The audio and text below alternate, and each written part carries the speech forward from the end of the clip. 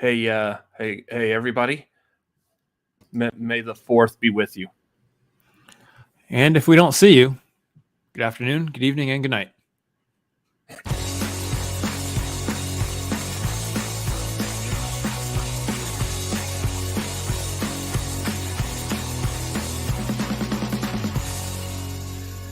Ladies and gentlemen, welcome to Wednesday night. It is time for the tagline. We are the Cinefanatics. My name is Robert Adams.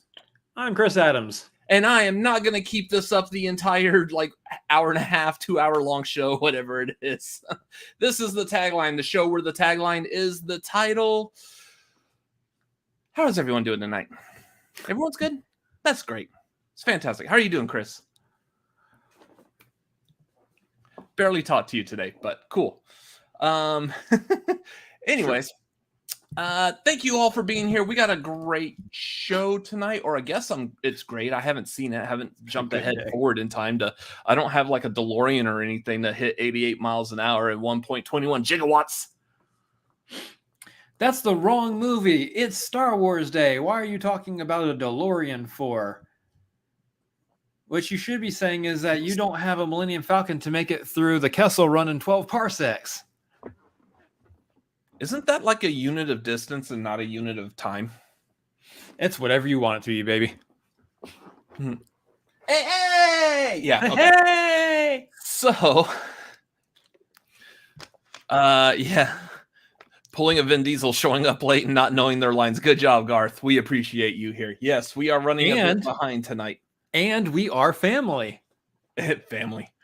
I don't have any Corona, though. Maybe that's a good thing. That's fine. That's all right. Not a big fan of the Rona, the beer and the virus. None of the above. Yeah. So I'm sorry that we're late. We will make it up to y'all and we will end early. It's so dumb. And that's the Cinefanatics promise. It's so dumb. I don't know what that means, but okay. We're gonna end late. What are you talking about? Yeah. Anyways, YouTube. Normal YouTube things, streamlabs.com/cinefanatics. If you want to grab our attention, complain, something you want to make sure we know about, that is the best way. Talk to our manager. We don't have one. Oh, yeah. Okay. Patreon.com/cinefanatics. If you are able to, if you find yourself having the means to help support us, please hop on there. Grab a tier that is good for you. I don't know why I got like Swedish all of a sudden. Yeah, I'll grab a tier that's good for you. Yeah,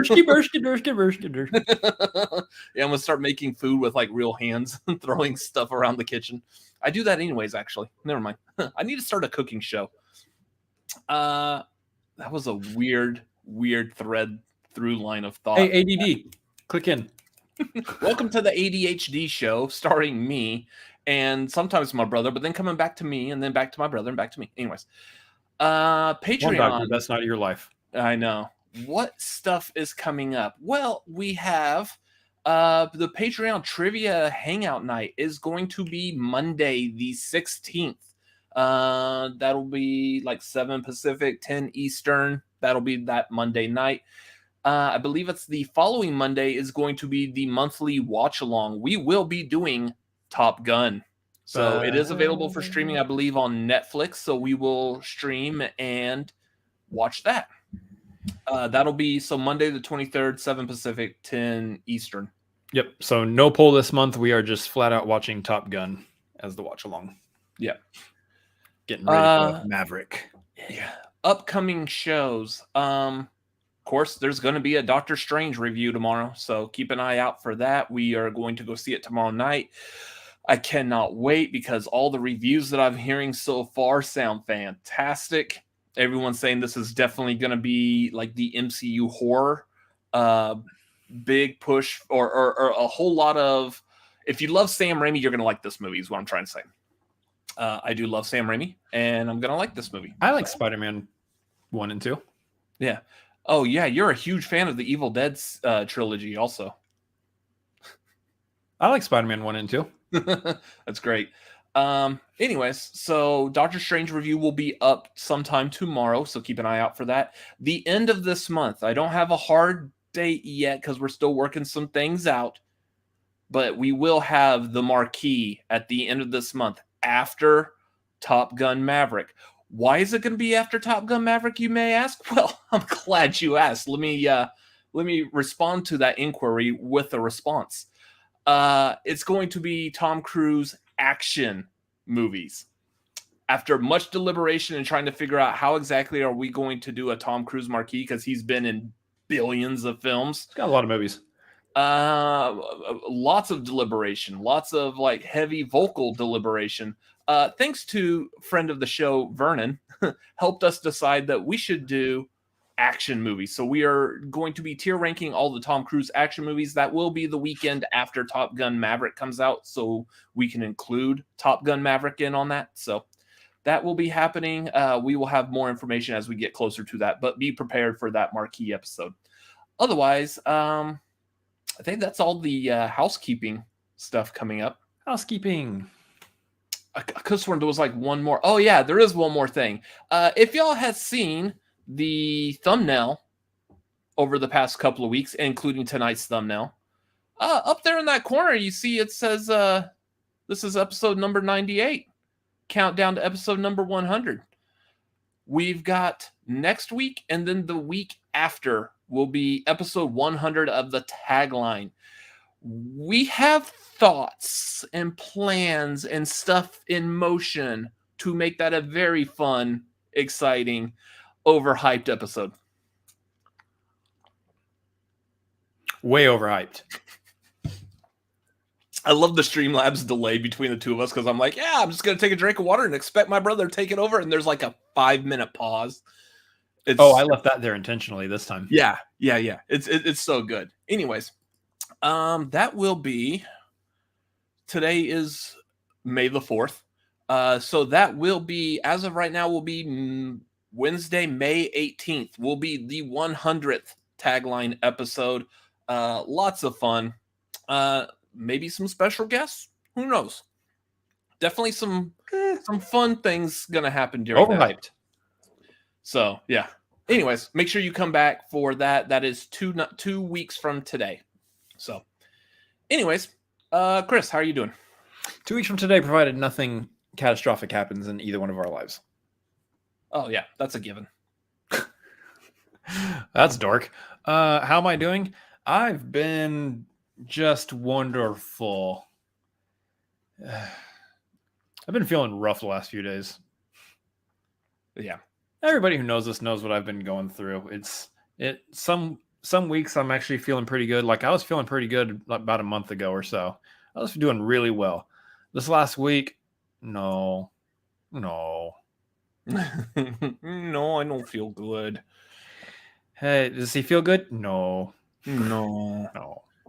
So I'm currently dealing with like what feels like about 18 different knots in my shoulder, and it's completely making me wobbly and slightly dizzy. But on the plus side, we're doing the Tagline, and I'm happy to be here. Yeah. You need to go get one of those like vibrator things that like you can use on your, personal massagers. It's on my bed right there. Why is it on your bed? Never mind, don't answer. Anyways, so yeah, glad to hear you're doing okay. I'm doing better. I like how you got the tag still on your chair. Yeah, no, I haven't taken it off. It's like, what was it, like in the early 2000s where everyone would wear like the ball cap and they would keep the tags on their caps? Same kind of thing. It's literally for massaging, guys.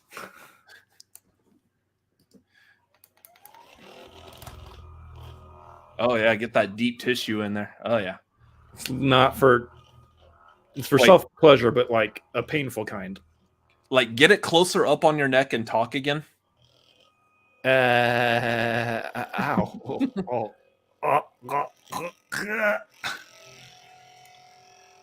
And welcome to the Tagline, where we can all see my brother vibrating himself live on camera. I almost died just now. Lego. Is this an X-rated show? It can be. Nah. Probably not, but I mean. Nah. Anyways, I've been up and down lately as far as like depression and stuff. So again, glad we're doing the Tagline. I'm here and happy to be here for it.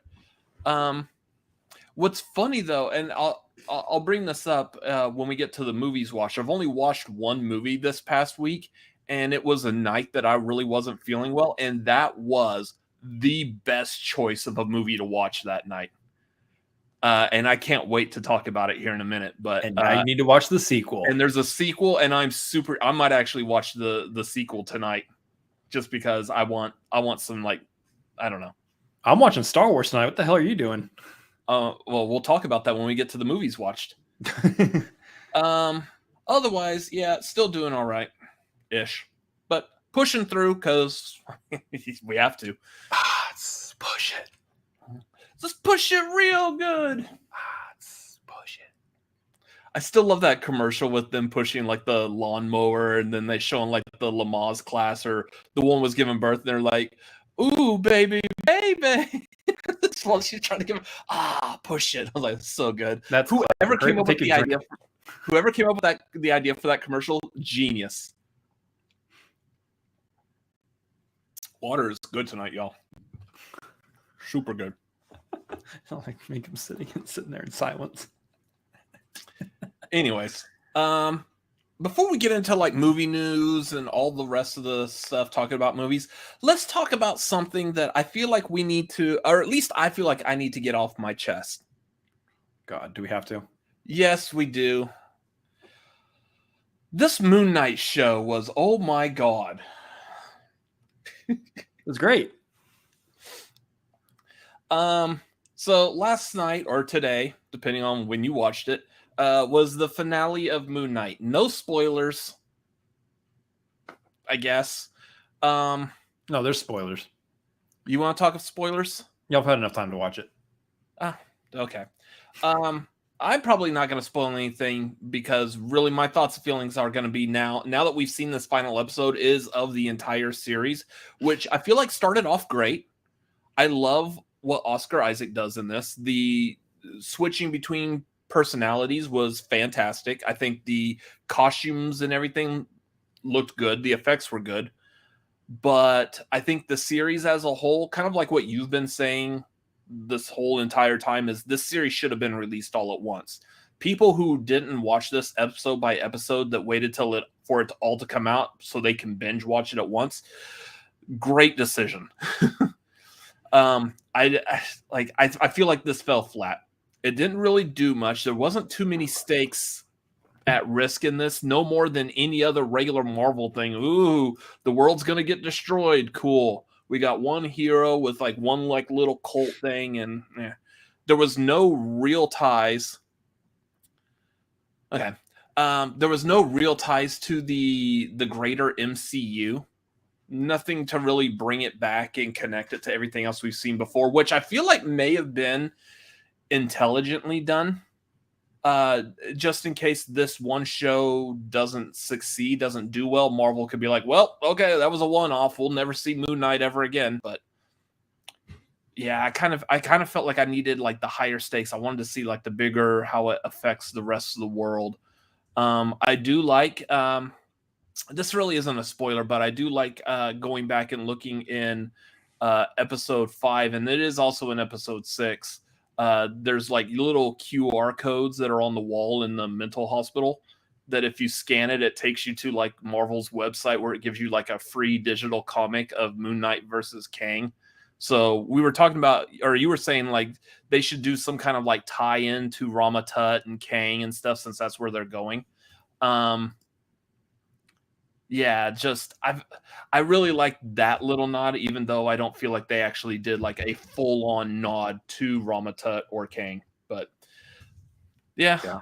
I'm not impressed. I probably won't watch this series again. So Chris, on the other hand. Yeah, I liked it. So here's the thing, guys. We have always done spoilers in this section before. And so for those of y'all who don't want to hear spoilers, I was supposed to hold on. Scroll it. There we go. When this thing goes away, then you'll know that the spoilers are done. So just mute real quick, or so just mute real quick. Okay. Good. So, I really enjoyed the show. I think it stuck the landing. For me, it stuck the landing.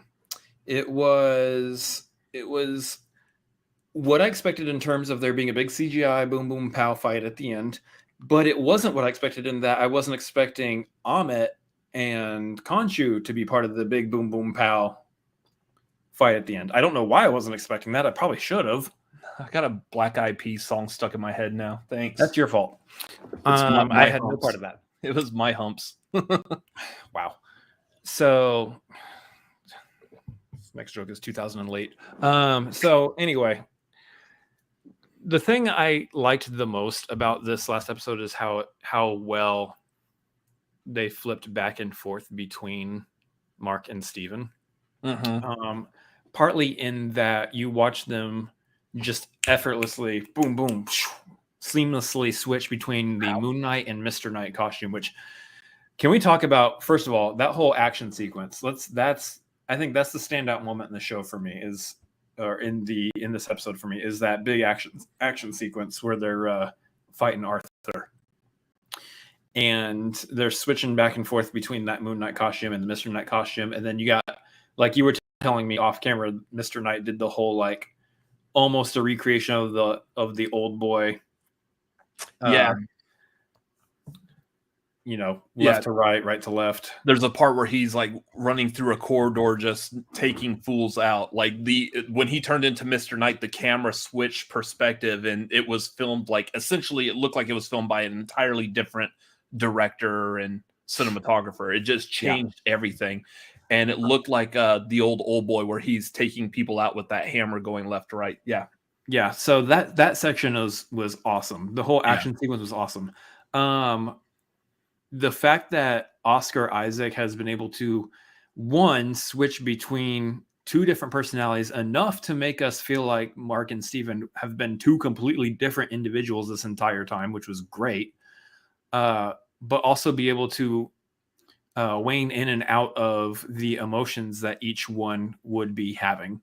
So in certain situations, Steven might be freaking out, but then it switches over to Mark, and Mark's got everything calm, collected, and he's got it under control. Loved it. But the fact that he's able to bring in so much emotion to both characters in different ways to make us believe that both are individualistic people with their own way of expressing emotion, I thought it was fantastic. And then the culmination of the whole Mark and Steven situation, bringing Steven back. I don't know that I was expecting them to bring Steven back. I guess it makes sense that there was so much stuff that they did that I wasn't expecting, but probably should have been expecting.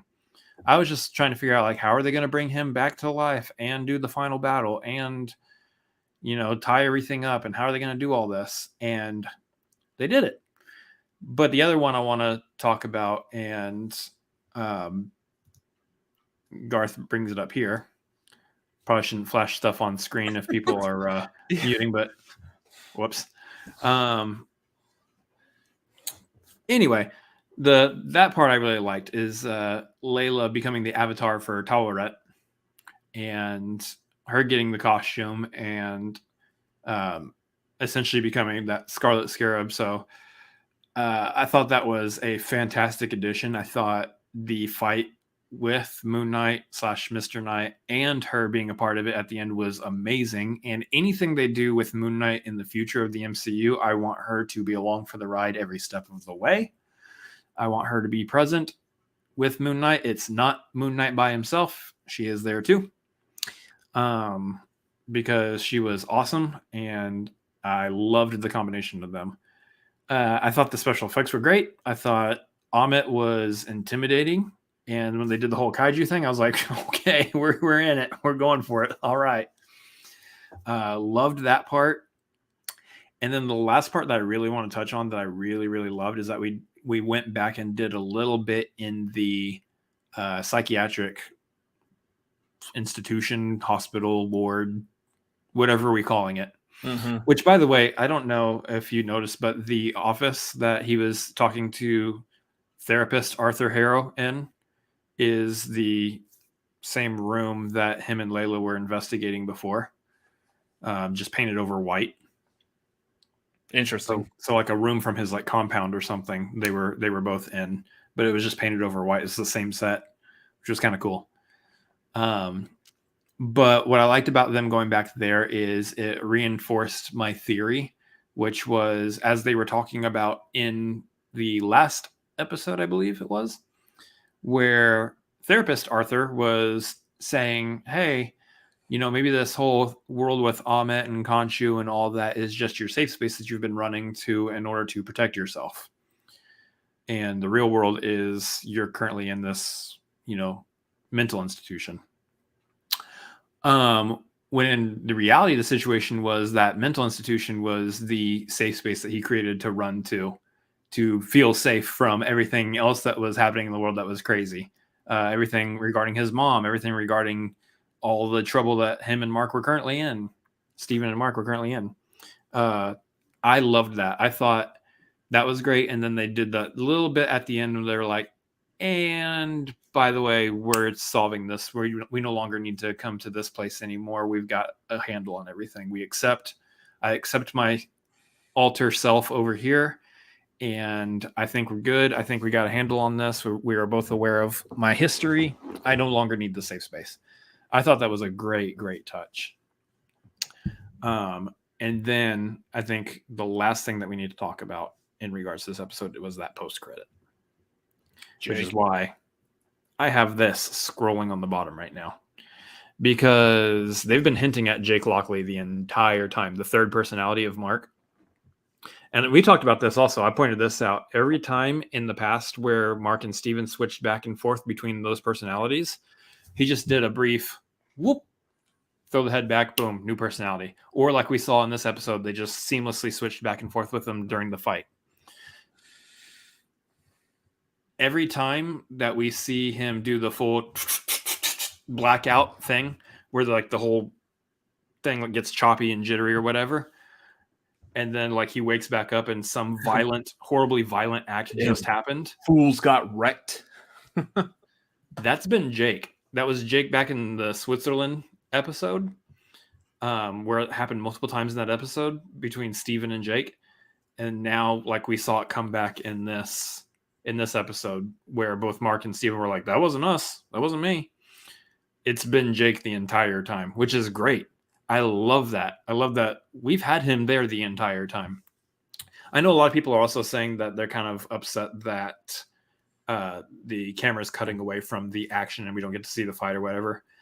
I held to it that they were partly doing that because, you know, this is still on the family side of Disney Plus, not the, you know, you have to put in adult supervision, whatever stuff for like the old Netflix shows side of Disney Plus.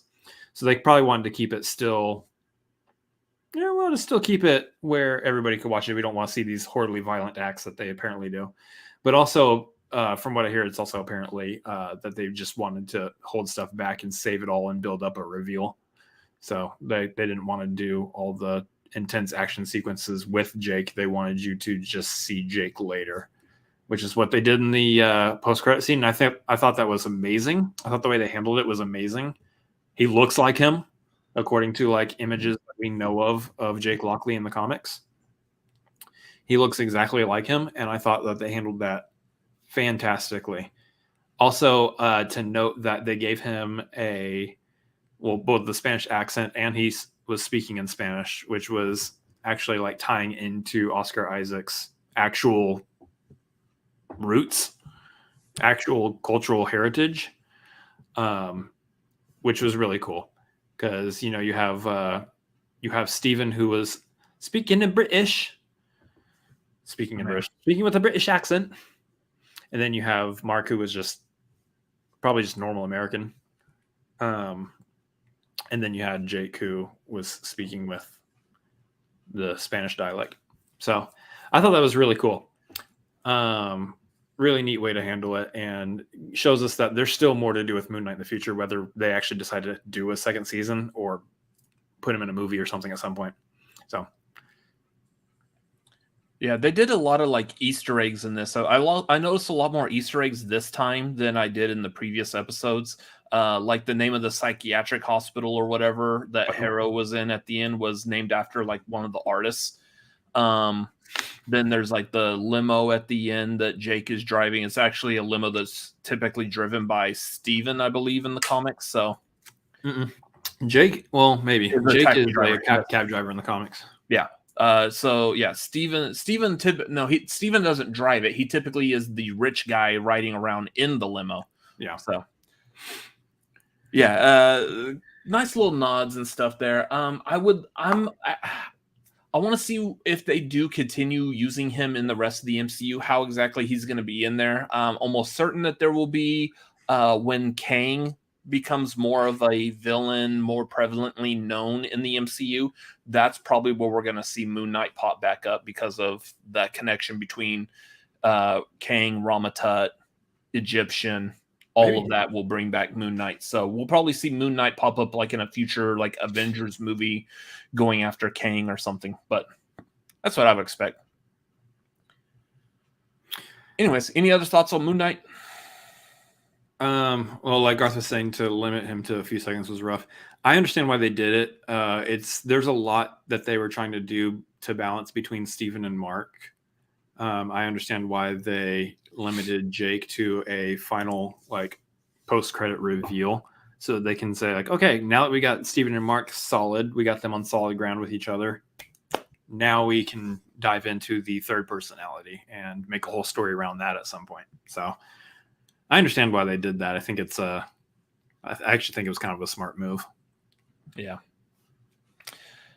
Anyways, let's move on to movies that we have watched over this past week. So, remove the banner. No more spoilers. Yep, we're good. We're not spoiling Moon Knight anymore. Chris, what have you watched over this past week? Those of y'all in the chat also, have y'all seen anything new that y'all would recommend over the course of this past week? Because I would like some more recommendations of stuff I need to like stop what I'm doing and go watch right now type of movies. While I'm also having to catch up on some Tom Cruise movies. But what have you watched, Chris? Speaking of Tom Cruise movies, I watched a couple. One of which I have seen before, but haven't seen in such a long time and remember next to nothing about that I went ahead and decided to watch it again, which was War of the Worlds. Actually really good. I actually really enjoy it. Steven Spielberg directed this one. It's a remake. And it was excellently handled. This is one of those, like on both of these movies, I would recommend that you just watch them for yourself kind of situation, because we're going to be ranking them on the marquee at the end of the month. So I actually really enjoyed War of the Worlds. The other one, maybe don't watch it. Actually, maybe save yourself the time and just the mental breakdown, and don't watch The Mummy. Just go watch the Brendan Fraser version again. Yeah, just watch the Brendan Fraser and Rachel Weisz one, because it's a much better movie. Yeah, The Mummy is not good, guys. Spoilers on where that's going to land on the marquee. The Mummy is not good. It's very lifeless, which, haha, I get it, but it is. Usually I believe that Tom Cruise can charisma his way through any kind of role, and it'll work out in the end for the most part. I feel like he checked the charisma at the door on this one, and I don't think that was entirely his fault. I think that was just the way the movie was written. The movie wasn't written to give him charisma, so therefore he came in, did the job, and left for the day, kind of a situation, and the movie was boring. It was boring. Got a paycheck. I'm glad I didn't spend any money to watch it and could find it on some kind of on demand, even if it had ads cutting in and out of it. It was just the ads were a nice mental respite from the movie, to be honest. Yeah. Oh yes, I do want to buy a mattress so I can walk away from this and just go to sleep. That's great. I'm so looking forward to my viewing of The Mummy. Jake Johnson couldn't make it good. How? I'll tell you, they didn't utilize his character that much in the movie. That's how. He was used about as much as that other guy in Moon Knight was. Who? Exactly. Yeah. Anyways, so we'll find out exactly what your thoughts, feelings, and opinions are of these Tom Cruise movies during the marquee at the end of this month. Stay tuned. Make sure you subscribe. Yep. Like I said at the beginning, I've only watched one new movie over this past week, and it was a movie I needed to watch because it was a feel-good movie. And if you're ever not feeling quite all right, you're just having a sad day, I urge you to put on Paddington. It was such a delightful movie. There's the way they do things in there. It had just enough of not quite normal, like as far as how people interact and talk to each other. Forget the whole thing about a talking bear. Push that aside for a second because we know that's not normal. But the rest of the movie, how the rest of situations and interactions are all set up, it's not normal, and it's very chuckleish how they do it. Very delightful, very pleasant, and I just loved it. Like I was, I say Chris could hear me probably laughing my ass off back here. Just like I can't believe how like simple that joke was. There's a couple of them that I thought were really good. So yeah, if you're having a not so good day, watch Paddington, and then when you're done with that, if you're still not having a good day, apparently Paddington 2, which again is a movie I want to move on and watch because apparently it's really good. It had strong word of mouth from Nicolas Cage. Stop ruining my joke, asshole. Well, have a better setup than getting out of your seat. I completely forgot to put the pillow behind me because he's not in Star Wars, so I just didn't think of him. But yeah, apparently Nicolas Cage really likes Paddington too. So he does, since Pedro Pascal introduced it to him. Yeah. So highly recommend Paddington. Such a good movie. Yeah. And I don't see no one said in the chat if they've watched anything new. So movie news? Would we like to move on to Nicolas Cage is not in Paddington 2, but yeah. Nick Cage, you say? Yeah. Said the magic words for Lego. Yeah. Anyways, movie news? Movie news. Movie news. Ladies and gentlemen, good evening. This is what's happening in your world tonight. We apologize for the interruption. Back to you. Here's the wonderful, wonderful thing that I can talk about. I got a cable plugged into my computer. Guys, Chris has really been going on about this cable, you know. He's been talking about it on Twitter. He talks about it on his Twitch all the time. He's really been going on and on about this cable. I don't understand what the big deal is. People have second monitors all the time for their computers. I got a cable that allows me to use my monitor that I usually have for my gaming setup for Twitch, which has only really been so that I could play video games and for literally nothing else. I got a cable so I could reverse plug it into my computer and utilize it as a second monitor, which is fantastic because now I don't have to split screen my stuff during the show. I can just have our stream set up right here and I can look over here at the box office numbers. That was a long way of saying Chris is a professional YouTuber, y'all. I've got technology set up pretty somewhat decently fine. Okay. I love technology. Always and forever. Yes, true. That is true. All that to say, let's talk about these box office numbers. They're pretty much the same as last week, guys. I'm kind of hoping there's at least one change on here. There is, but it's very small. Good. So number 1 last week, number 2 last week, number 3 last week, number 4 last week, all the same. Bad Guys, Sonic 2, Fantastic Beasts, Northman. All 1 through 4 last week, all 1 through 4 this week. This is a very easy box office. Willing to bet they're going to be all 2 through 5 next week. Correct. Number 5 this week was at number 6 last week, and that's Everything Everywhere All at Once. We love to see it. I think that's also in part to it opening in more theaters. Yes, and also it still has fantastic word of mouth. Mm-hmm. Number 6 was number 5 last week. Swap places. The Unbearable Weight of Massive Talent. Speaking of Nicolas Cage, that did drop down a spot. Perfectly fine because they're both ahead of a certain other movie.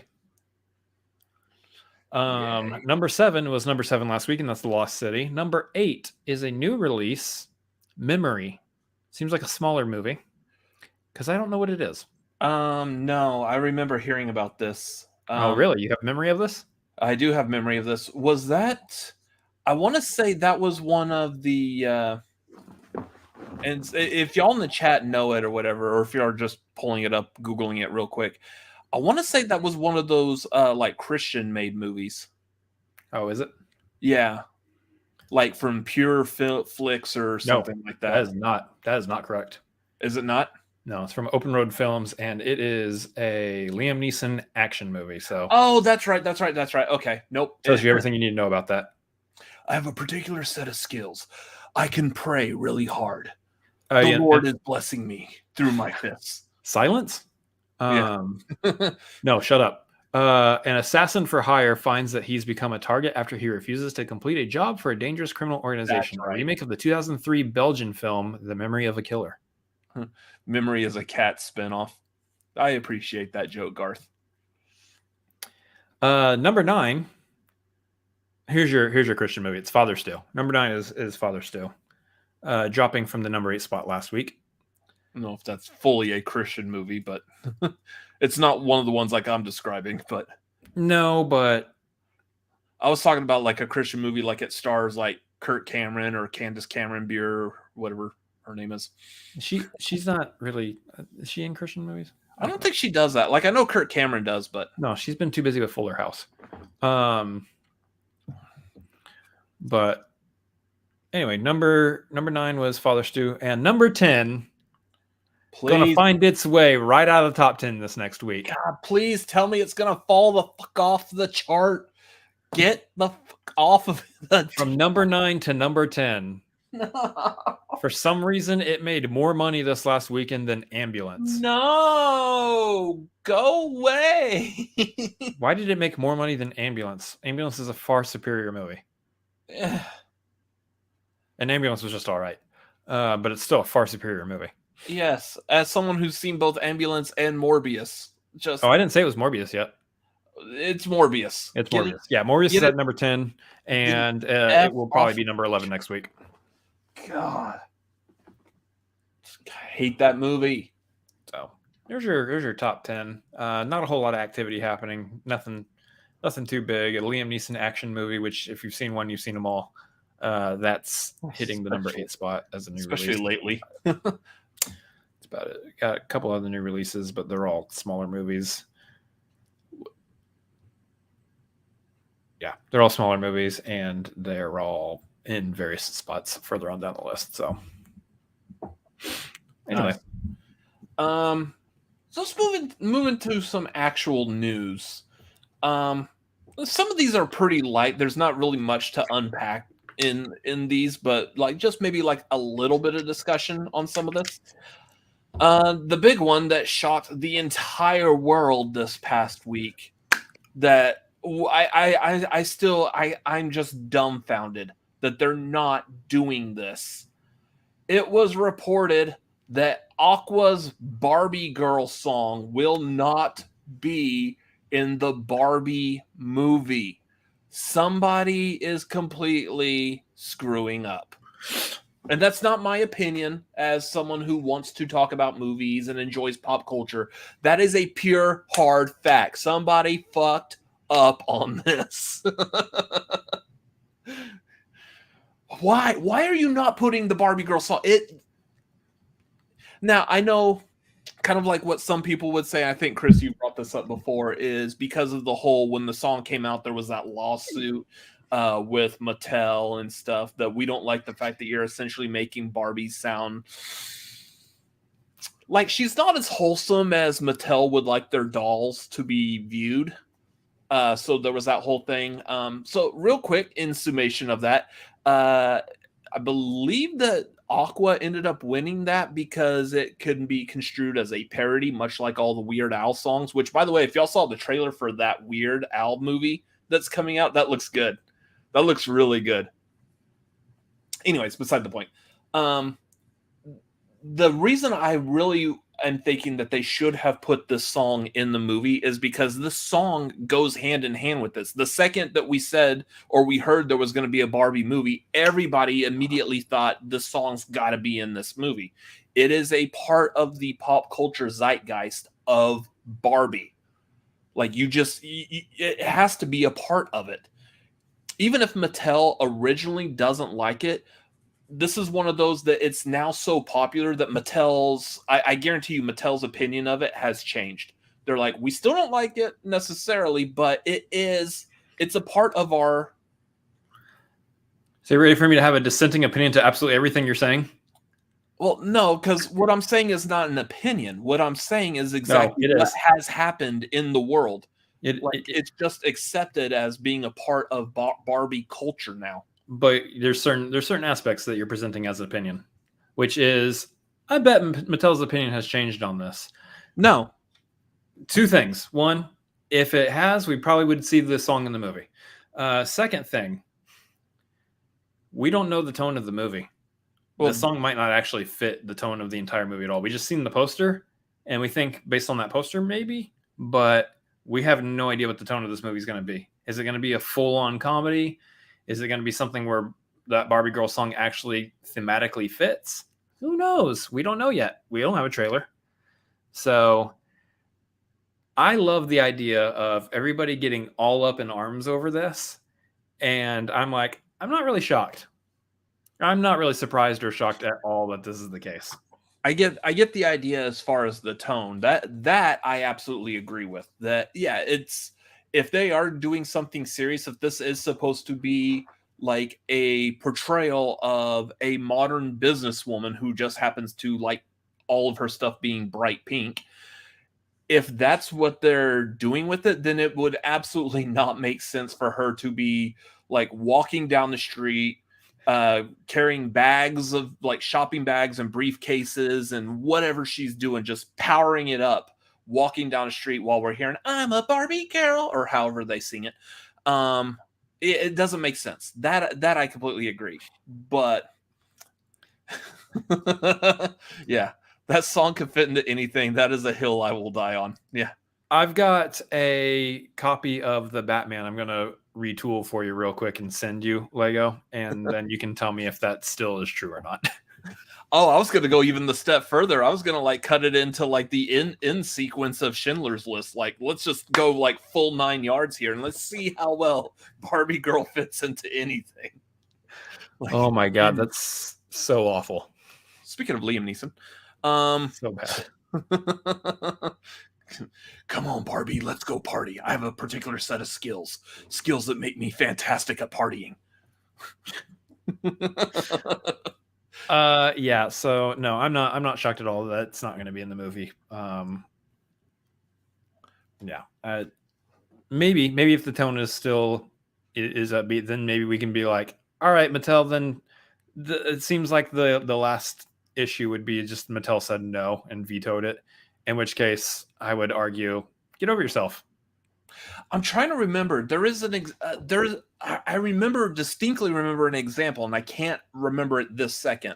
There was an example of something kind of similar to this, where somebody created like a parody of wait, Barbie Girl and Batman? Yes. Someone created a parody of a known IP. The creators of that IP did not like it, but it got this parody thing got so popular that the known IP just ended up incorporating it anyways, because why wouldn't you? So that's what I feel like Mattel would end up doing, as long as, kind of like what you were saying, as long as that song fits the tone of the movie, I could see them doing that they'll be like, yeah, it's so popular, it doesn't matter what we think anymore. It's what the people want. At the very least, they should. I feel like they should try. So maybe like do an instrumental version that plays over the end credits. I don't know. Can we get one of those like slow, like whenever you see a trailer, let's give me the trailer for the Barbie movie, and give me like one of those like slow, like whenever you hear like a horror movie or whatever, you get like the children singing or something, just like some dark and dreary. I'm a Barbie girl. Well, like even the trailer to Thor: Love and Thunder, it like starts with like a few hints as to the song is Sweet Child of Mine, and then it starts playing like one particular hook of that song, and you start recognizing it's Sweet Child of Mine. They need to do that. Come on, Barbie, let's go party. Oh, yeah. This is so stupid. Hey, Barbie. Yes, Ken? You want to go for a ride? Okay. Anyway, The fact that we know this much of that Barbie girl song just means we grew up during the 90s. true. It really doesn't. It's not like any real like review of our personality or anything. The song was popular at one point. What do you want? That's what I'm saying. It was so popular that Mattel's like, fine, screw it, stick it in the movie. Hey, what's next on the news list? Next is speaking of Barbie and the Barbie girl song, Mission Impossible 7 and 8 were officially given the title of Dead Reckoning Part 1 and 2. I just want to be clear about something. That segue was completely that thing was on fire. And I'm talking about like a literal like segue that you ride, like the wheel is missing. Yeah.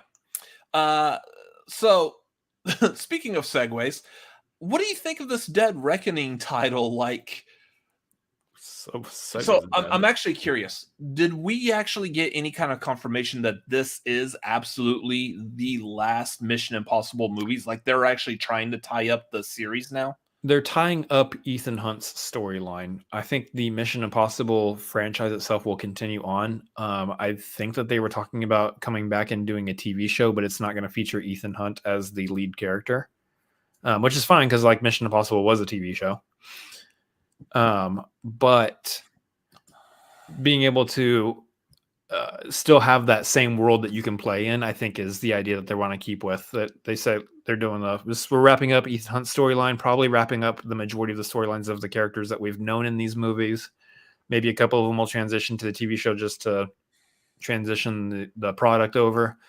But for the most part, this is it for the Ethan Hunt storylines. So kind of an interesting time. I know that they were wanting, so they brought in Jeremy Renner's character, Brant.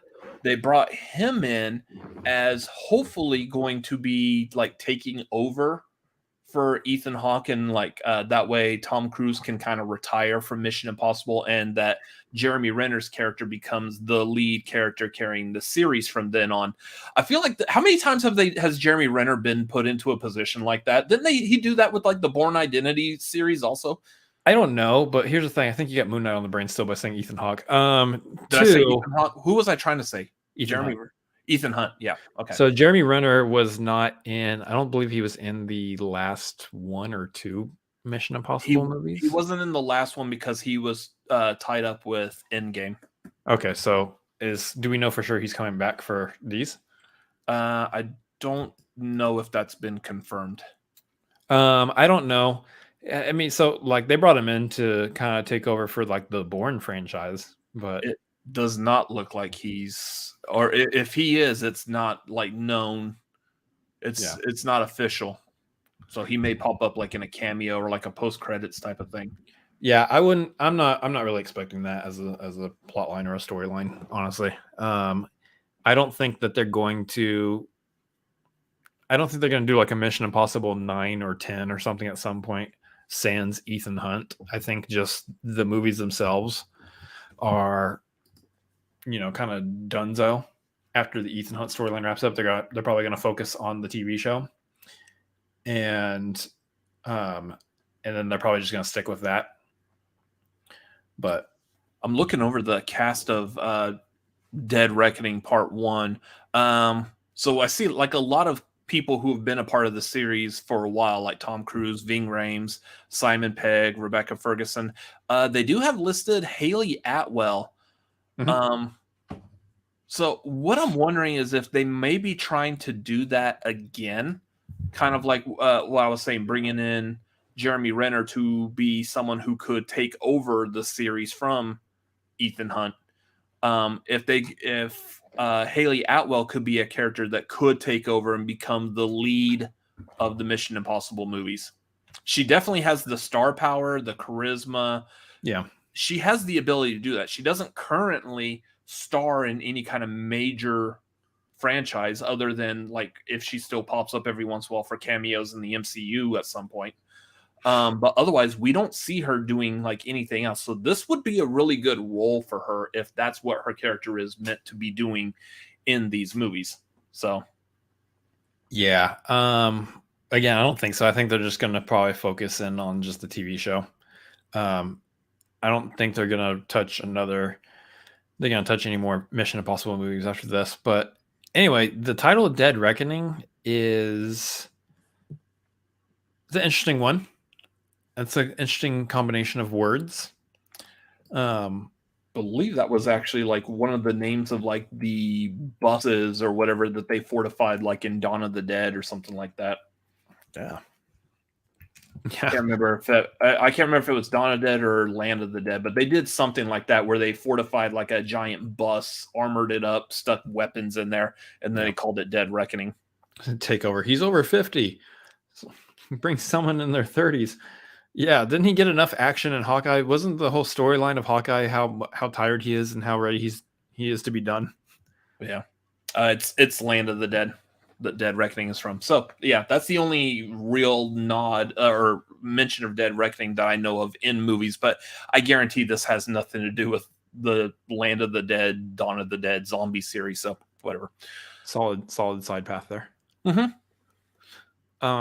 But yeah, I'll tell you this much. For the marquee, I would really like to rewatch all the Mission Impossible movies. I've seen them all. I would like to go back and rewatch them all and refamiliarize myself, because here's the thing about Mission Impossible movies. I like them. They're good. They're fun. I remember next to nothing about any of them at all at any given point. They are action movies that happen, and I've remembered literally no specific plot lines from any of them. And so I want to refresh my mind on all of them before marquee and before we see 7 and 8.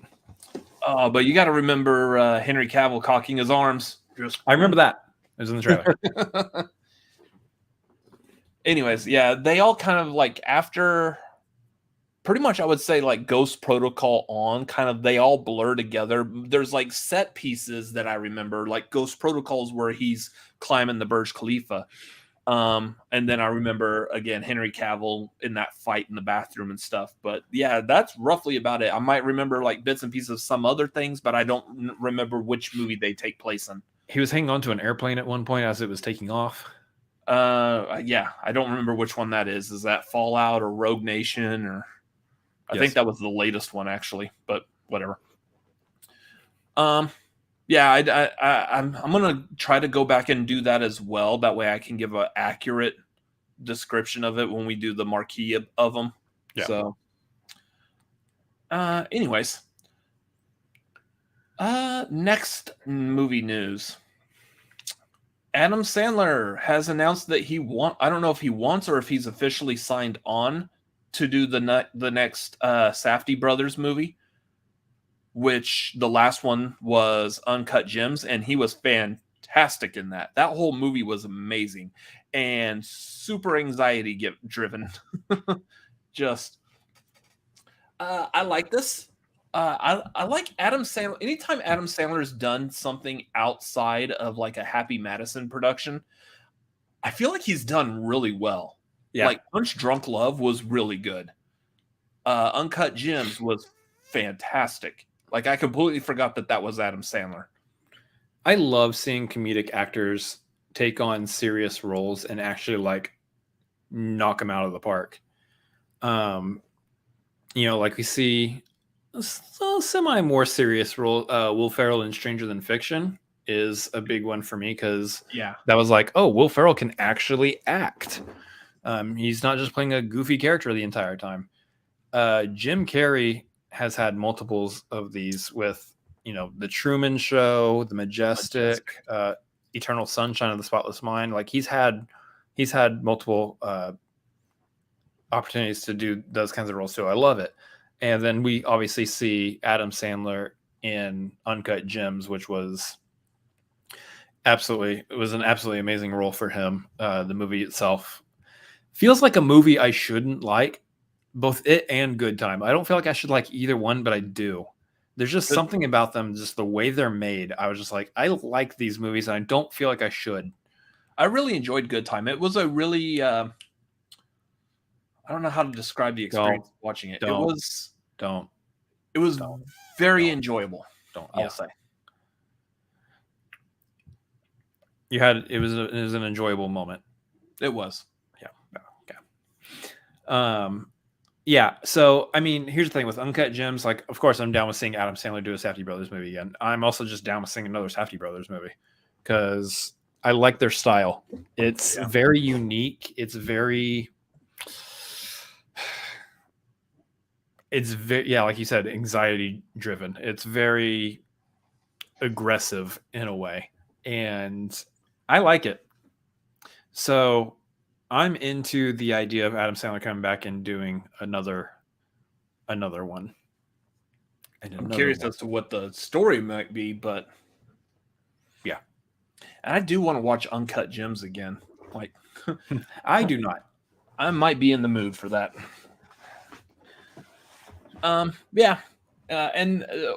Not to say that I don't like Adam Sandler doing Happy Madison movies, but I just haven't seen a good Adam Sandler Happy Madison movie in a while. So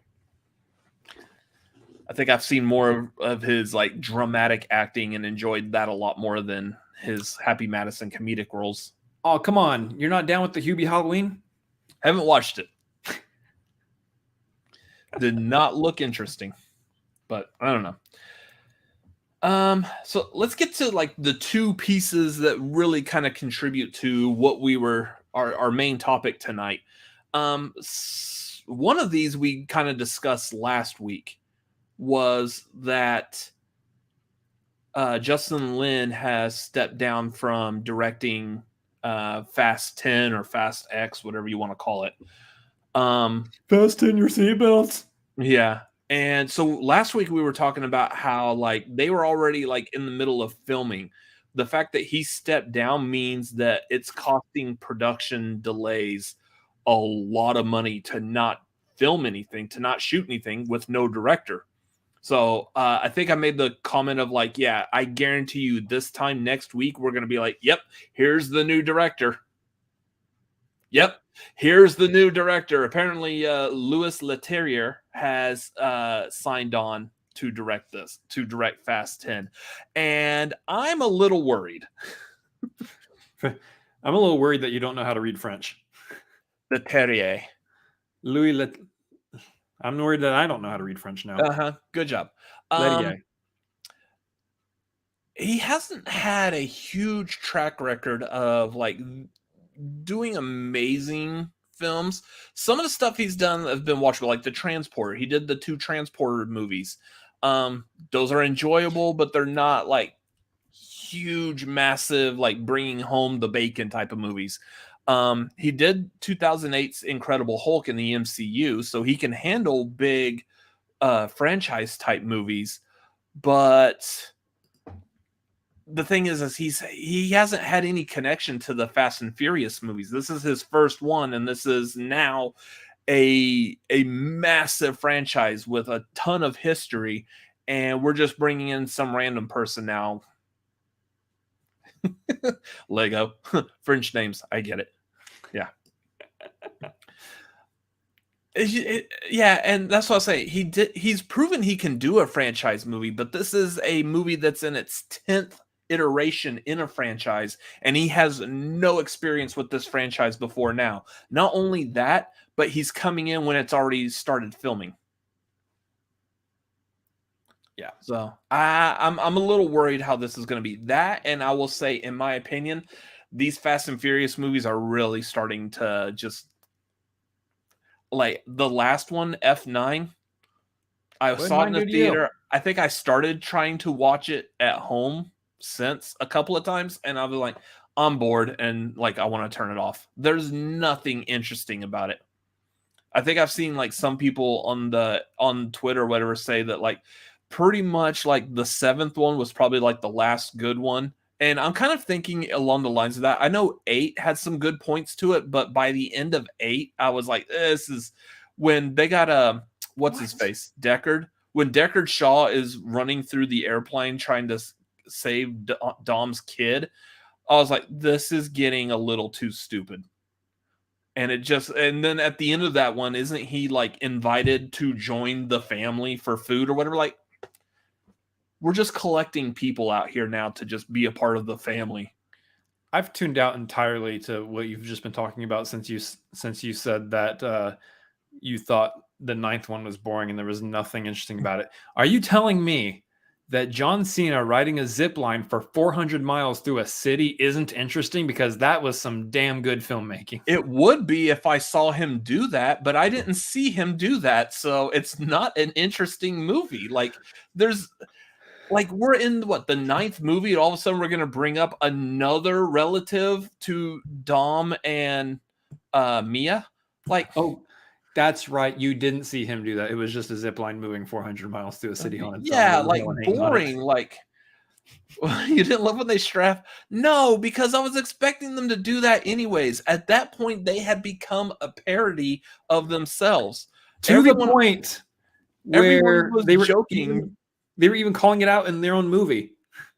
Yeah, it wasn't at the beginning of F9 is where Tyrese is like, man, all the stuff we've been through, how are we still alive, man? Yeah, we all want to know. You are diving into self-meta parodying, and it's not interesting anymore. I feel like we've lost the heart of the family, of the friends, and the franchise. Now we're just into big action set pieces, and who cares about story? They need to do the plot twist at the end of these movies where they reveal that Domino from Deadpool has been a part of the team the entire time and has been imparting her luck factor on literally all of them, because that's exactly what happened. As far as Louis as the director here,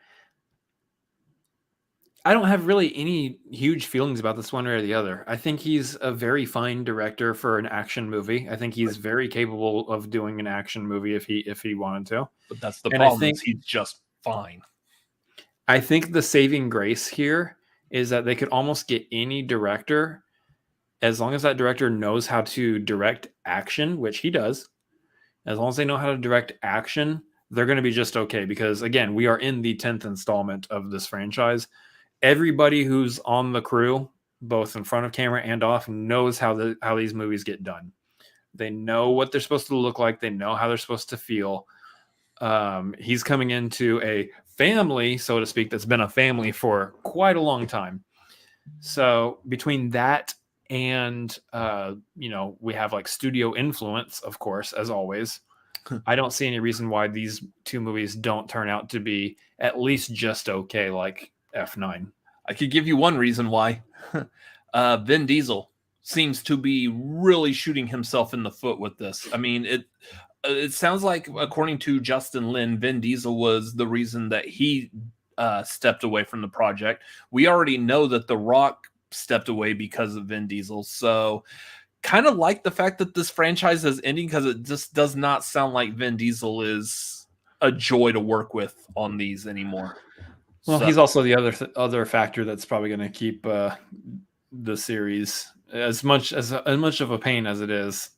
Vin Diesel knows how these movies are supposed to be as well. I'm going to give him a little bit of credit here, just a little bit of credit here, in that he knows how these movies are too. So he's probably going to be like, hey, this is how the movie needs to be done. As much of a headache as that is to everybody else, it's probably the little bit of glue that might actually hold the last two movies together. Isn't he like a head executive producer? I know he's a producer on it, but at this point, I wouldn't be surprised. Yeah. So, I mean, if he's like a head executive producer, that means he has a lot of say. So if he doesn't remember his lines or he's late to set, that means you just deal with it.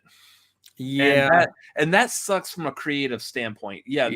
The money man being able to do whatever he wants. Sure. You're the one with the money, but he's got other people too. Yeah. It's a huge bummer when you get the situation where someone like Justin Lin is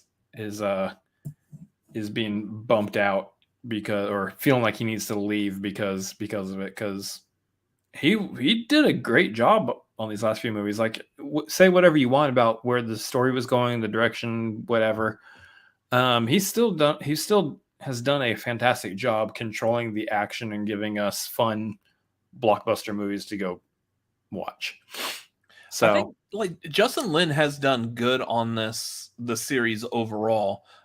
Even though, like, I think his first movie was the Tokyo Drift, the third one, and we were like, but then they brought it back, and he has done well on all the other iterations of this franchise.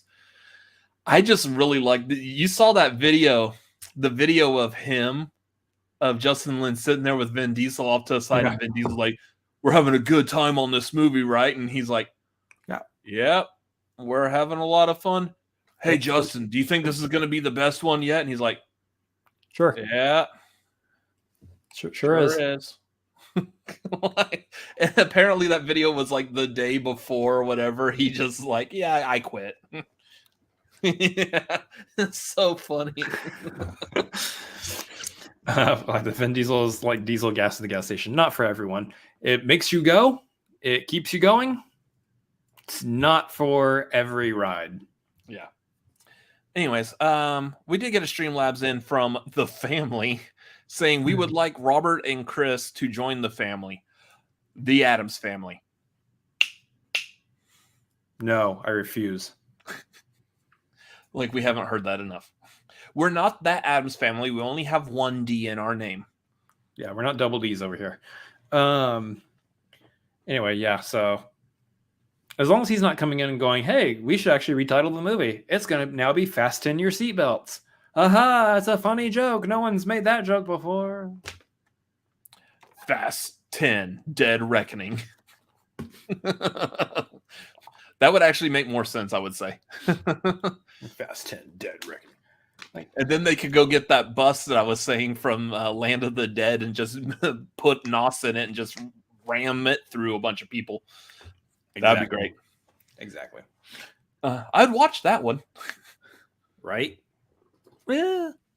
So, yeah, I don't know how I feel about this casting choice. He's not, like you said, he's good at action. He's done action before, but I feel like he's just serviceable, and we're just going to get a very mediocre movie. But again, that's where I feel like this franchise is going anyway, so might be good casting or good directing choice on that. Anyways, the other one that I wanted to talk about as far as directors is John Watts has stepped down from directing the MCU Fantastic Four movie. I feel like what I saw when this first came out, everyone had like an opinion or like a guess as to why. And I feel like that's probably the most logical reasoning, is that after No Way Home, he's just exhausted. He just wants to take a break. Yeah. And I feel like when we're talking about another try at bringing the Fantastic Four to the big screen, if your director is just kind of burnt out and tired of making comic book movies, let him take a break. He probably doesn't need to be directing your movie, because we're at a position now where if this next Fantastic Four movie isn't at least described as being, it's good. If it's not described that way, this is going to be pretty much the end of like anyone trying to make a Fantastic Four movie for at least another like 10, 20 years. Right. Now, the thing is it's being made by the MCU, Marvel Studios proper. So I don't think we're going to run into anything close to Fant Four Stick. Like that, I don't think that's not possible. But like even like the Tim Story movies, they were at least watchable. They're not great, but like I would watch them over like say Elektra, or definitely over Morbius and Ghost Rider Spirits of Vengeance. Easily. I'll watch them all day. Watch them over the first Ghost Rider. Probably, yeah. I kind of like the first Ghost Rider, as I said during the marquee. There's a lot of things that they actually did right in those Fantastic Four movies. There's a few things that they did wrong. Unfortunately, the things that they did wrong are glaring. And so their whole movies are painted as bad. The personalities of the Fantastic Four, actually pretty good. Casting, actually pretty good, aside from maybe like Jessica Alba as Susan Storm. Everyone else was actually really great casting. Jessica Alba, and then also damn it, what's his name? Julian McMahon. I knew McMahon. I was like, which I liked him as Victor Von Doom. He has the look. He has the on-screen presence to be Victor Von Doom. They just didn't write his character correctly. Yeah, they didn't write him correctly, and he sounded terrible in the costume. When they put that metal mask and hood and everything on him to look like Dr. Doom, they should have changed his voice. And Victor, let's not fight. No, Sue, let's. Yeah. Instead, we got the very passive sounding Julian McMahon voice behind a metal mask and hood and all these powers and stuff. And he's like, oh no, I'm here to kill you. Yeah. Like, that's not threatening sounding. He doesn't. I wanted to hear like maybe more of like a robotic twang to his voice, make him deeper, make it sound like his voice is reverberating inside that metal mask. Maybe he He's should have not had like an intimidating. Eastern European accent the entire time. Yeah, even do something like that. Since They did it in the cartoon. The Latveria, so yeah, or at least in the I can't remember if the '90s Fantastic Four cartoon if he had that accent, but he did in the Spider-Man when he guest appeared on that. yeah. So like, do that. They did it great in the cartoon. Why can't you do that in the movie? Yep. So I'm excited to see them kind of reboot the franchise as a whole. Because again, like some of the casting was good, but I think that they could really nail the casting now. As far as John Watts stepping back, completely understood. If that guy wants to step back from Fantastic Four, kind of get some rest for a little while, and then come back for Spider-Man 4, I think that's the direction you go. Yeah. I would have been totally down for this casting had he not already portrayed Caecilius in Doctor Strange. I think Otherwise, he could still pull it off. 1,000%. I think he could still pull it off though if they basically just introduce him as, here's the problem. If they were to keep him like in the mask and hood the whole time and we don't see his face, much like the comics, then he could pull it off. Problem with that is this isn't a comic book, it's a movie. Mads Mikkelsen is a big name actor who wants to have his face seen on camera. So there's very, very slim chance, no matter who they get for Doctor Doom, we're going to end up seeing him without that mask on for a majority of the movie. To this point, I will actually say I'm not certain that Caecilius as a individual is completely done in the MCU yet. Granted, we have no idea what happens with Multiverse of Madness, but I would expect that Dormammu will come back at some point, and I wouldn't be surprised if Mads Mikkelsen is portraying the human avatar to Dormammu. So I wouldn't be surprised at all. When they announced that Mads Mikkelsen was playing the villain in the original Doctor Strange, my first thought was like, he would be phenomenal as Dormammu. He has a look. He looks like he could be Dormammu. Perfect. And then they said he's Caecilius. I'm like, who? Like, he was your perfect Dormammu. Make him Dormammu. And then they did the thing with the giant Dormammu, which I thought was okay. I thought that was still passable.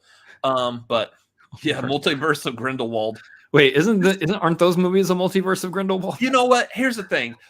Every movie is now a multiverse. It's every movie known to man is all one shared universe, including Tommy Wiseau's The Room. This is all one giant shared universe of multiverses. These are all happening in the same place or the same realm, I guess. I don't know. And just have Mads Mikkelsen play like characters in all of them. That would be great. I think I've had like other ideas for who should play Doom. It's all depending on how old they want to make the character too. If they want to keep him in the like late 40s, 50s range, I would totally be down for someone like Jason Isaacs to portray him. Yeah, that'd be cool if like someone like Jason Isaacs were to portray him. Yeah, but if they wanted to go like younger, then I could see that too, because we may or may not see a younger Reed also. Who knows? It depends on what time period is this still. Are we going to start over with their origin, or do they already exist? How are they going to explain that they already exist? And also, like the Eternals, they didn't help out with Thanos or anything.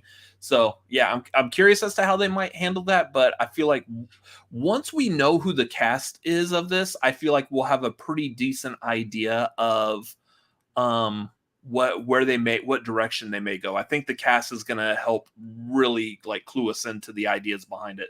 Yeah. I do want to get back to the director real quick, because I feel like when we're talking about directing a Fantastic Four movie, and now that it is directorless, there is one director I think that stands out like a sore thumb. And I love the fact that now that this movie is being done by Disney, I feel like it's almost a guarantee that they should be getting this director. If Disney is not looking at getting this director, they are shooting themselves in the foot, much like Warner Brothers or Sony or whatever. I feel like this goes without any explanation.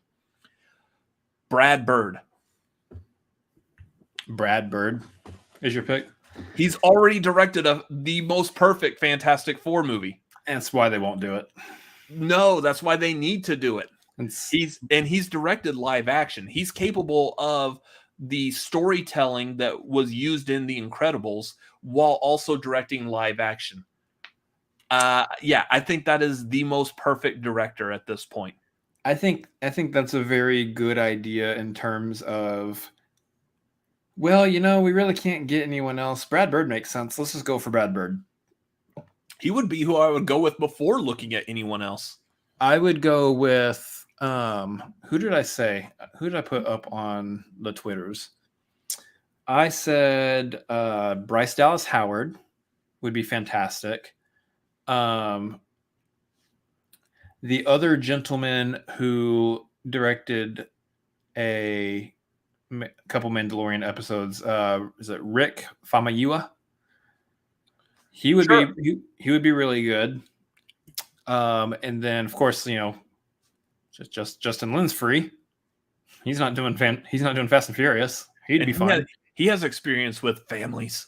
However, I am now kind of sold on one specific name based on talk that's been going around as far as who this name might be, who could potentially do a good Fantastic Four movie, and that's it. John Krasinski. We've seen him direct with the Quiet Place movies. I want to see him as Reed. I am one of those that's like on the bandwagon. I want to see him as Reed Richards. And real quick, we know of potential rumors. We haven't seen anything yet, so I want to see him as like the Reed. Yeah. I do like the idea of him and what's her face says Sue Storm, Emily Blunt. Yeah. I love the idea of the two of them. Now, the thing with that, though, is I like the idea of him directing and starring in it, but I don't know if he could actually do both. And again, this is a property now that we need to handle with like the utmost of care. I don't know if getting someone to act and direct like Kenneth Branagh type of thing, I don't know if we should risk that on this movie. I am not confident in the big blockbuster superhero movies being able to contain actor directors. I don't think we've seen that before in the MCU. In fact, I'm pretty dang sure we haven't seen that before in the MCU. Outside of Taika Waititi as Korg. No, that's a little bit different. Iron Man, Jon Favreau. Oh yeah, and Jon Favreau. Okay, so but he was playing a side character. Yeah, between the two of those individuals, they were both playing side characters. I don't think you've had anyone who's been the lead role actually also directing the movie too, which goes back in my mind to Ben Affleck stepping down from directing a Batman movie because he was already playing Batman, and it would just be too much for him. He wouldn't be able to both be Batman and direct Batman at the same time. And then he didn't even play Batman either, and the whole thing just went. Yeah, that's beside the point. The point is, I don't know about Krasinski both starring as Reed and directing a Fantastic Four movie. Me personally, I would rather see him direct the movies than actually star in them, because I think you want to go with some younger, fresher faces for Fantastic Four. That's the route I would take for the movies. Do their origin story. Don't even have to mess with the fact that they've been gone or somewhere else the entire time during the Infinity War saga. Just, hey, we're just now hitting their story at this point. Completely fine with that. I know we've touched on origin stuff before. Maybe you do like an Incredible Hulk thing where it just happened off screen, just like during the blip or whatever, and they hadn't gotten control of their powers yet by the time Endgame came around, so don't worry about it. I could see something like that happening. I would rather have a fresher face cast that maybe are made up of individuals that we haven't really thought of yet to cast the Fantastic Four as. I think that might be a good way to go. Like, for instance, you go back to Thor. We didn't really know who Chris Hemsworth was. We saw Star Trek. That was probably about it. We didn't know who Chris Hemsworth was or who Tom Hiddleston were before Thor. They were doing smaller projects before then, but the rest of us got to know them through Thor, and turns out both of them excellent in those roles.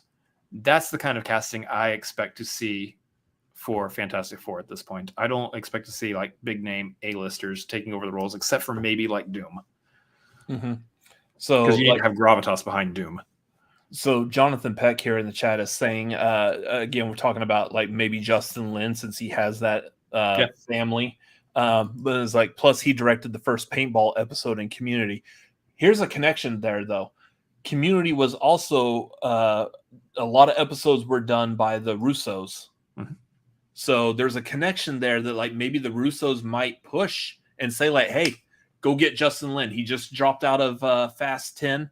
Go grab Justin Lin and sign him up for your Fantastic Four movie. I could possibly see them doing that.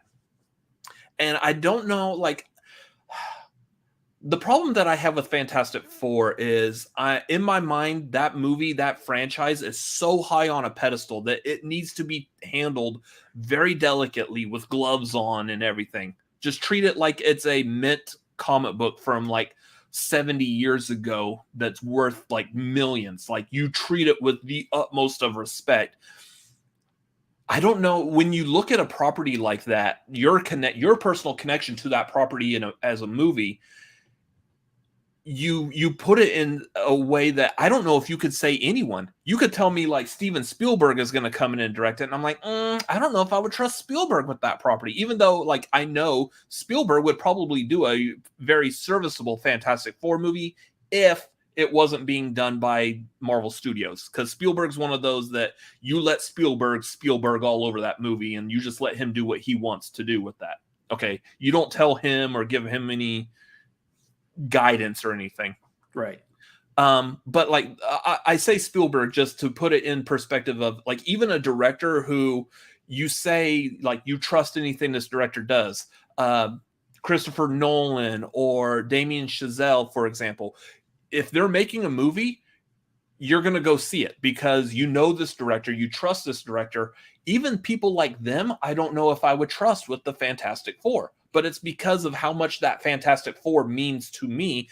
I don't think anyone's going to do a good job of it. I would take a Damien Chazelle Fantastic Four as long as Ryan Gosling is starring as Reed. It's already been in space. I'm kidding. Emma Stone as Sue Storm. Yeah, exactly. I think we figured it out, y'all. Yeah. No, none of that, please. Make it a musical. Bring Chris Evans Call back. for 4. Fantastic Four. Just sing the theme song. If they can convince him to do some fun multiversal stuff with that, then maybe, but I doubt it. I liked his Johnny Storm, but now that how much he is ingrained into Captain America, I don't want to see him play anyone else. Yeah. But yeah, I think my top pick at this point might be John Krasinski, though if they tell me that Bryce Dallas Howard's coming in and directing Fantastic Four, I'd be like, hell yeah, let's go for it, because I think she's fully capable. Plus, I want to see her like get some like big time projects too, after she has expertly directed some Mandalorian and Book of Boba Fett episodes. Yeah. I don't know who this is. Brett Goldstein. He's another one that I was thinking for Wolverine at one point. I think I'm kind of out on him as Wolverine though, and I'm kind of on that Dacre Montgomery train for that. But I think I could see Brett Goldstein as the Thing. Grimm. Yeah, I'm looking at images of him. Yeah, I think he could potentially pull that off also. Yeah, we both need to watch Ted Lasso, honestly. Mm-hmm. I'm actually kind of waiting until the third season is coming around, and then I'll just catch up with it by then. No time right now, but yeah.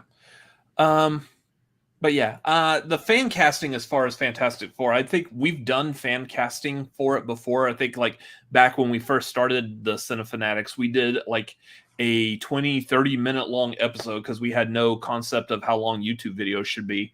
We did this whole like 20-30 minute long episode in a local comic book store here, just talking about how we would introduce the Fantastic Four into the MCU.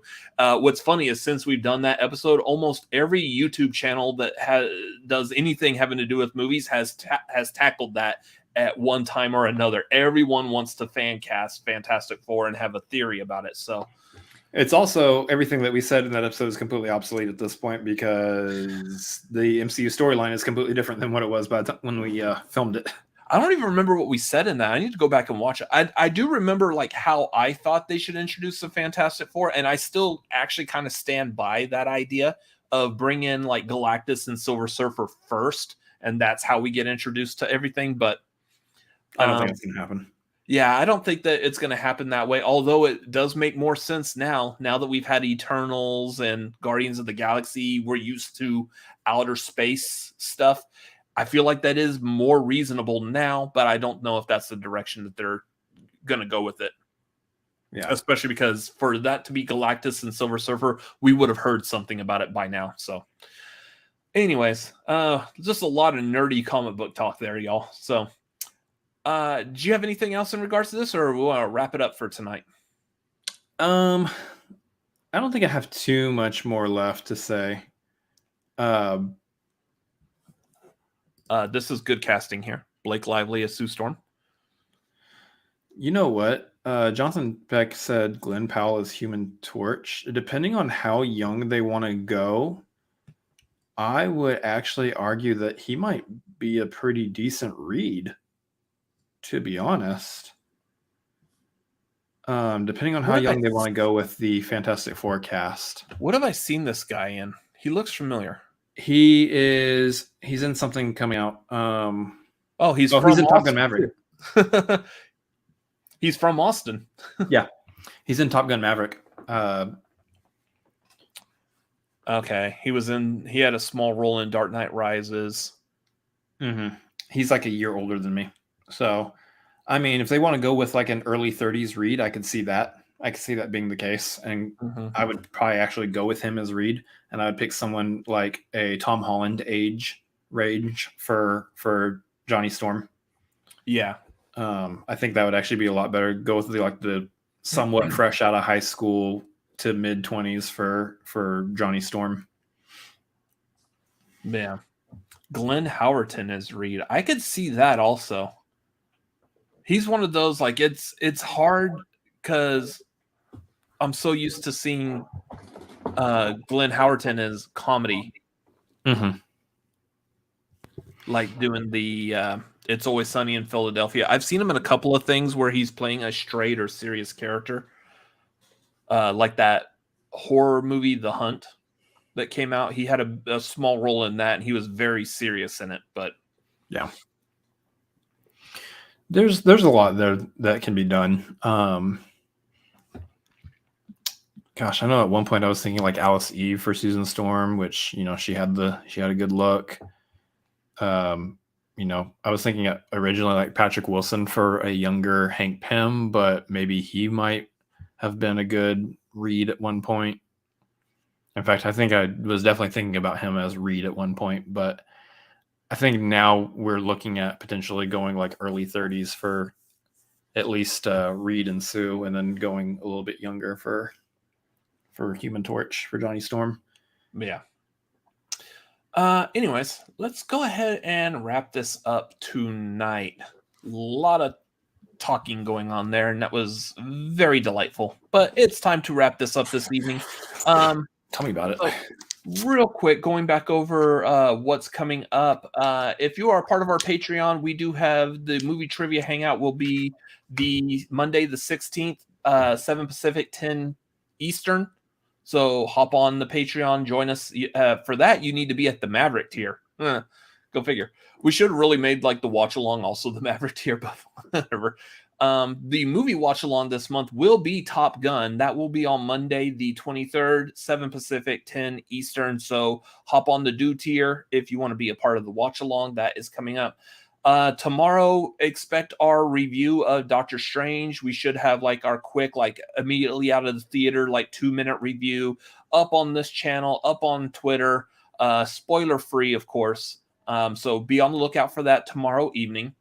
And then at the end of this month, probably the weekend after Top Gun Maverick comes out, expect the Tom Cruise action movie Marquee. We will be ranking the Tom Cruise action movies. So that will be so much Mavericking, just Maverick all over the place. May is a Maverick month. So that is all happening coming up. And yeah, otherwise, make sure you follow us here at Cinefanatics, youtube.com/Cinefanatics. Make sure you like and subscribe.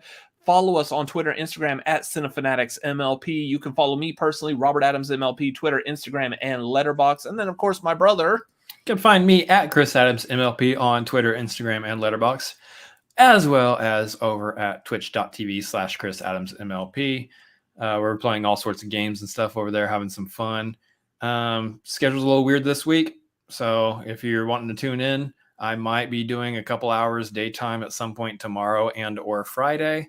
But Saturday, Sunday, I am off this week. Normally I would be on for both Saturday and Sunday, but I have weddings that I am shooting this week. So money, jobs, yay! I will not be streaming either Saturday nor Sunday, which means we'll probably end up also pushing our family game night Jackbox games to next Monday. So either way, come over there, hang out with us whenever I'm live, follow up, and have lots of fun because we're having lots of fun over there. Anyways, that is going to do it for tonight. Thank y'all, those of y'all in the chat. Thank y'all for being here tonight. A lot of good comments. Y'all have been fantastic tonight. I love the interaction. So make sure y'all come back next week for the tagline. We'll have more interaction. Who knows what we're talking about? Keep an eye out. Again, in 2 weeks will be episode 100 of the tagline. We got some fun things planned. You're going to want to see what I have, what we have planned for this. What's cooking in the oven? Oh, I do need to put something in the oven. Anyways, that's going to do it for tonight. Thank y'all for watching. Y'all all have a great evening, and we will see y'all later. I'm a Barbie girl. You sure are. I'm a